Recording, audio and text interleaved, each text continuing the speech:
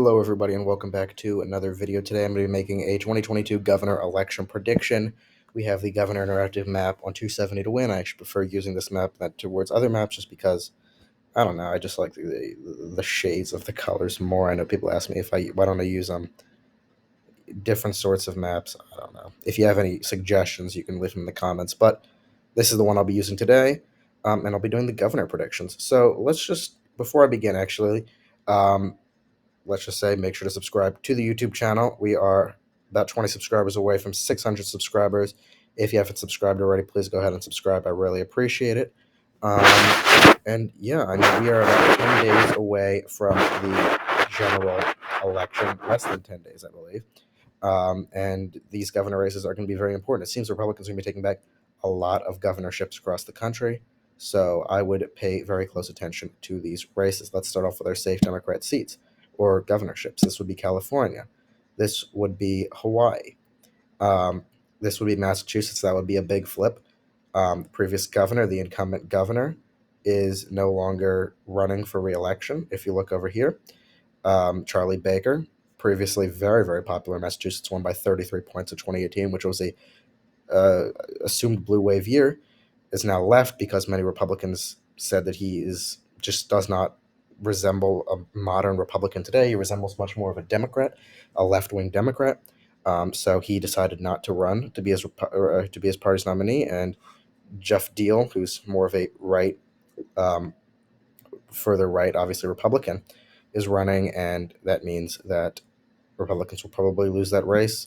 Healy's up over 20 points.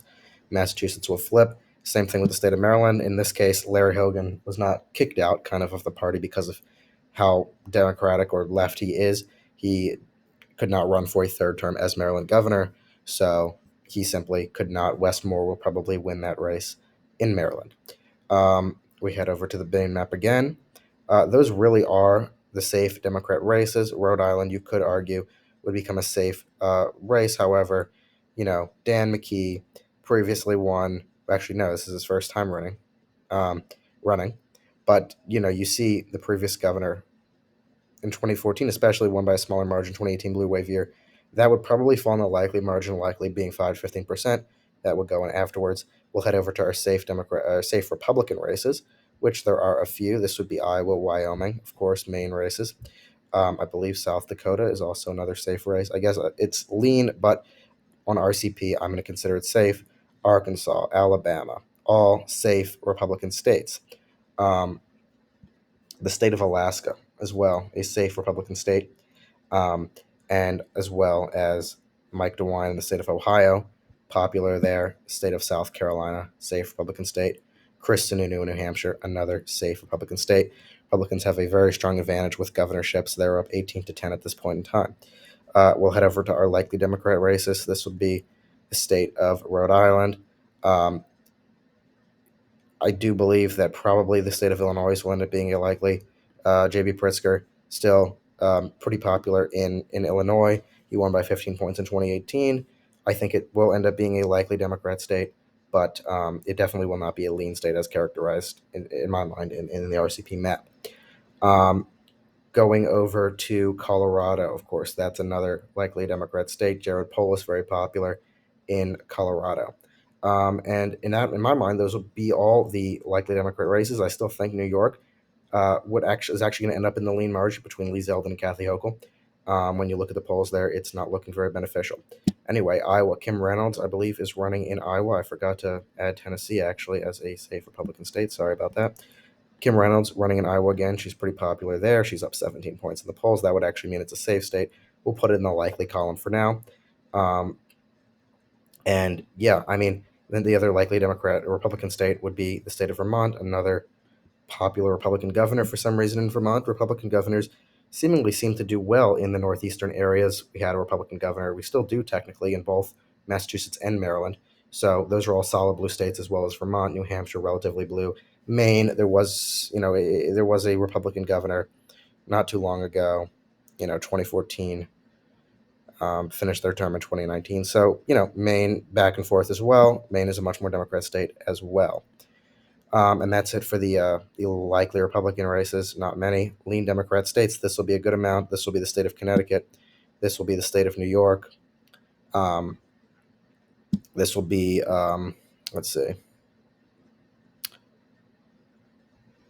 Mm, yeah, I guess I'll characterize New Mexico as a lean Democrat race. I mean, Lujan Grisham, there was one poll with Roshanetti up one, but overall, Grisham has seemingly been up in the polls. I think that will continue even with a Hispanic shift in the Republican column. I still think that New Mexico will be a lean Democrat state. Another lean Democrat state will be Minnesota with Tim Walz. He's still pretty popular. I mean, not super, but up 2.5 in the polls. Aggregate overall, Minnesota is the least Republican of these Rust Belt states. I think it will remain in the Democrat column, at least for this election. And I also think the state of Maine will be a lean Democrat state. Now we'll head over to our lean Republican states. Kansas will flip. Oklahoma will remain a lean Republican state. You could say it's a likely Republican state, but some people believe that Kevin Stitt isn't that popular. Some polls have had the Democrat up in the state. I just don't believe that she'll win. Oklahoma is a very solid conservative state. And even if Kevin Stitt is somewhat unpopular, he'll still probably win there. And then we're going to do these final: Texas, Georgia, Florida, all lean Republicans. Georgia, I keep forgetting this. Brian Kemp. I keep thinking his name's Brad Pitt. I don't know why it keeps popping into my head. I know his name's Brian Kemp. He will win there by a larger margin than Herschel Walker will. Florida, Ron DeSantis will win. You know what? I'm going to put DeSantis in a likely category. I don't think it'll be leans. And the Texas governor, his name's blanking on me as well. I know exactly who he is. I'm just forgetting his name. Greg Abbott, of course. For some reason, I forgot his name. Will win in Texas. And there actually is a few more states for me to characterize. I think that a lean Republican state will be the state of Oregon. I think that we'll win that state. The Republicans will win that state. You know, you can see in the poll that Drozdon is up. Kate Brown very unpopular, and because of that, Kotek and there's an independent running because of the fact that the Democrat is so unpopular, and because of the fact that especially crime in Oregon has surged. Republicans are performing very well. That's a similar thing you're seeing in New York as well. When you look at Arizona, Carrie Lake will probably win there by a lean margin. Carrie Lake has been surging against Katie Hobbs. She's more of your right-wing Republican. That was somebody supported by Donald Trump. She's been making her name in the news as well, and I do think she'll win by a lean margin there. Joe Lombardo, I also think will win and defeat Steve Sisolak in Nevada.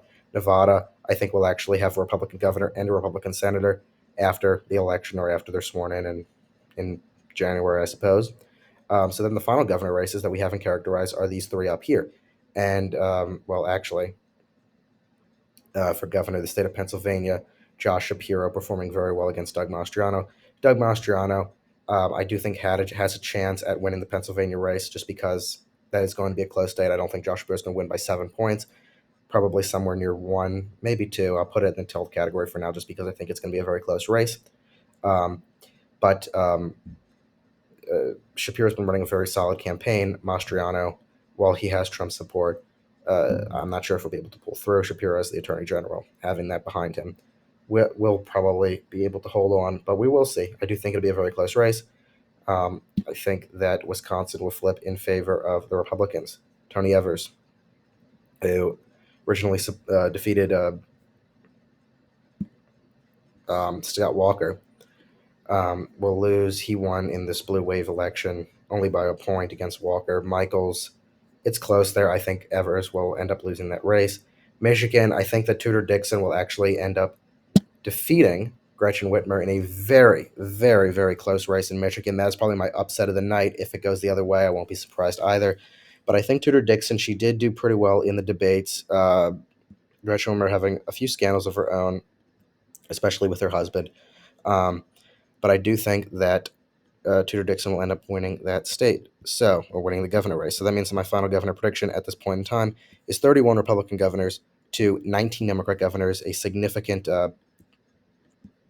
majority, I guess you could say, although there isn't really much the majority of governors can do. There are a few things that actually they could, or state legislatures can do as a whole, but Republicans have a significant lead in the amount of governors in the states they hold in the United States.